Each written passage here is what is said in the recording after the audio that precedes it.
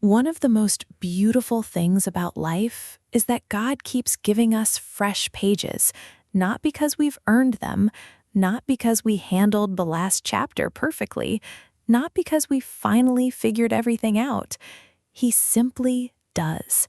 A new page arrives whether the previous one ended in celebration or disappointment. And I think that's something many of us forget.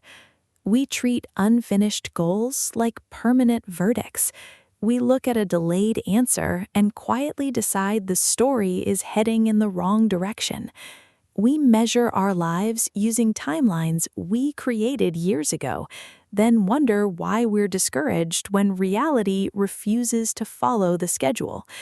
But life with God has never worked that way. Some of the best chapters in Scripture began when people thought they were already too late, too old, too overlooked, too far behind, too certain that nothing was about to change. Yet those were often the very moments God was preparing something they couldn't see. Maybe that's why I wanted to sit with you for a few minutes today. Not to convince you that every problem is about to disappear, not to predict what the next month will bring, but to remind you of something easy to forget when you've been staring at the same unanswered question for a long time.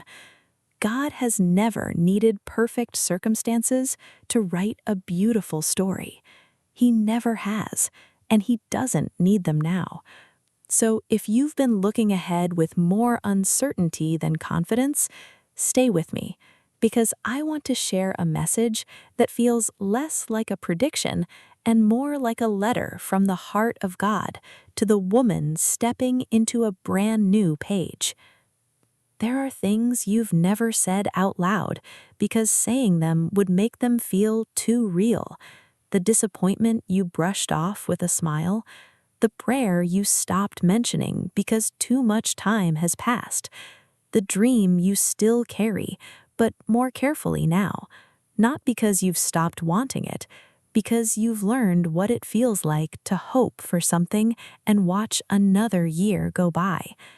And yet, here you are, still talking to me, still listening, still leaving a small part of your heart open to the possibility that I am doing something you cannot see yet. Do you know how precious that is?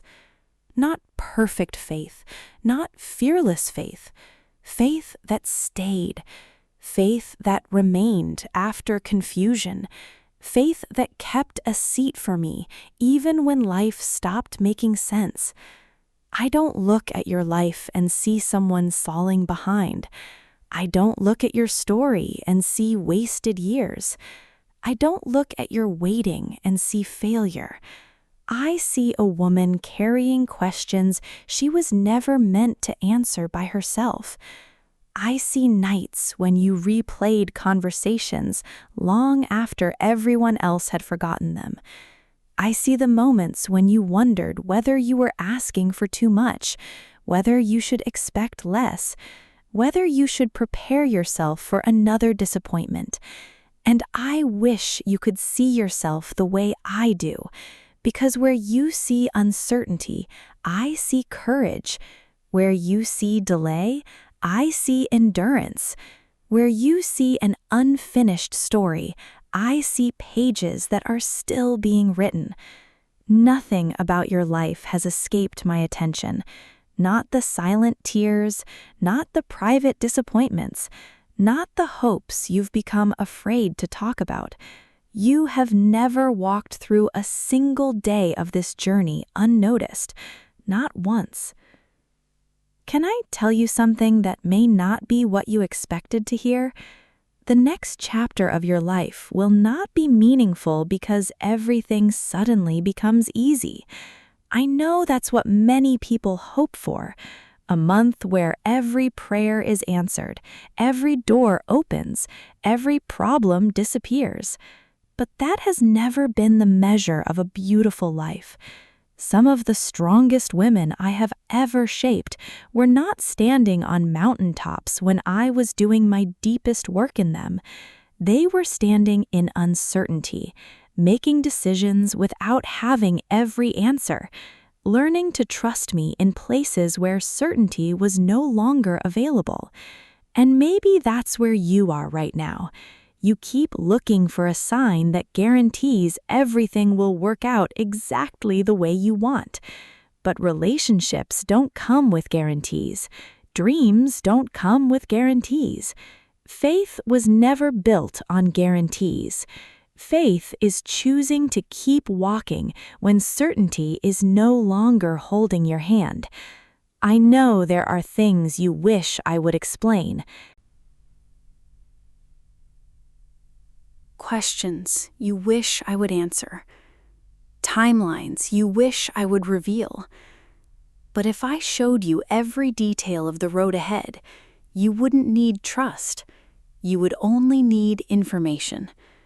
And trust has always been where the relationship grows. So don't mistake my silence for absence. Don't mistake a delay for rejection. Don't mistake an unfinished chapter for the ending of the story. There is a difference between being stuck and being shaped.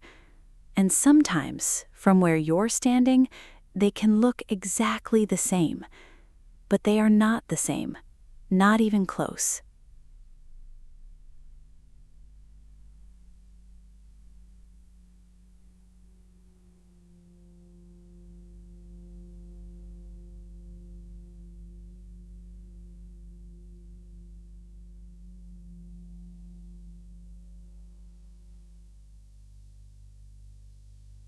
So let me tell you what I hope this next chapter begins to grow in you. Not perfection, not pressure, not the feeling that you finally have everything figured out. Something far more beautiful than that. I hope you become a woman who no longer believes every negative thought that passes through her mind. The kind of woman who can feel fear without surrendering her future to it. The kind of woman who stops treating her worst day as evidence that her life is falling apart. I hope you become a woman who stops measuring her worth by what has or hasn't happened yet. Because your value was never hiding inside a relationship. It was never hiding inside a promotion. It was never waiting at the end of a goal. You were valuable before any of those things arrived, and you will remain valuable whether they arrive tomorrow or years from now. I hope you become a woman who trusts that unanswered questions do not automatically mean something is wrong. A woman who can sit in uncertainty without convincing herself that disaster is around the corner. A woman who no longer mistakes waiting for abandonment. Because I have been present in every chapter, including the ones you struggled to understand. And maybe most of all, I hope you become a woman who is no longer at war with herself. A woman who speaks to herself with the same compassion she offers everyone else. A woman who stops replaying old mistakes as though they deserve a permanent place in her future. A woman who can look in the mirror without immediately focusing on what is missing, what is delayed, or what hasn't happened yet. Because there is so much more to your story than the things that haven't gone according to plan. And I would love for you to start seeing that too. Not someday, now. There is something I wish I could gently take from your hands. Not your responsibilities. Not your dreams, not even your struggles. The version of yourself you've been carrying around for years. The one built from disappointments. The one created by rejection. The one shaped by words that should never have been spoken over you. Somewhere along the way, you started introducing yourself through your wounds. You stopped saying, "This is who I am," and quietly began saying, "This is what happened to me." You became the woman who was left, the woman who wasn't chosen, the woman whose plans didn't work out, the woman who started over, the woman who watched other people move ahead, the woman who made mistakes she wishes she could undo. And little by little, those experiences stopped being chapters in your story and started becoming your identity. But that was never my intention. You are not the heartbreak. You are not the rejection. You are not the season that nearly broke you. You are not the prayer that hasn't been answered yet. You are not the opportunity that slipped away. You are not the mistake that still embarrasses you when you think about it late at night. Those things happened. They mattered. They hurt. But they are not your name. And I think it's time you stopped carrying them as though they are. Because when I look at you, I don't see a collection of disappointments. I see resilience. I see kindness that survived pain. I see wisdom that was purchased through experience. I see a woman who kept going through seasons that would have convinced someone else to quit. I see someone whose story is still unfolding. Someone's best chapters have not already happened. Someone's life cannot be summarized by what she lost. And if you remember nothing else from this message, remember this. The hardest season of your life may explain you, but it does not define you. It never did. As this new month begins, I hope you stop waiting for confidence to arrive before you start living your life. Confidence is not something that suddenly appears one morning. Most of the time, it grows after the step is taken, after the application is submitted, after the conversation is had, after the boundary is set, after the risk is taken. I hope you stop postponing your life until everything feels certain, because certainty is a moving target. There will always be one more reason to wait, one more fear to overcome. One more question that needs answering. At some point, you have to decide that uncertainty is no longer going to sit in the driver's seat. I hope this month becomes kinder to yourself, not in a motivational quote kind of way, in practical ways. The way you speak to yourself after making a mistake, the way you respond when things don't go according to plan, the way you treat yourself on days that feel unproductive, the way you look at your reflection when nobody else is around. And I hope you stop treating every delay as evidence that your life is off track. Some things take longer because they are still being built, not because they are being denied, not because they are impossible, just because growth rarely moves at the speed we wish it would. Most of all, I hope you enter this month with less pressure on your shoulders, less pressure to have everything figured out, less pressure to prove yourself, less pressure to match someone else's timeline. You do not need a perfect plan to move forward. You do not need complete clarity to take the next step. You do not need all the answers before tomorrow arrives. You simply need enough courage for today.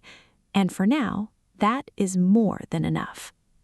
Before you leave, I want to ask you something. Not for the algorithm, not because there's a right answer, just because I think it's worth thinking about. A few minutes ago, we talked about the version of yourself you've been carrying, the one shaped by disappointment, the one that learned to expect less, the one that became tired of getting her hopes up. So here's my question. If you could leave one thing behind when this month ends, what would it be?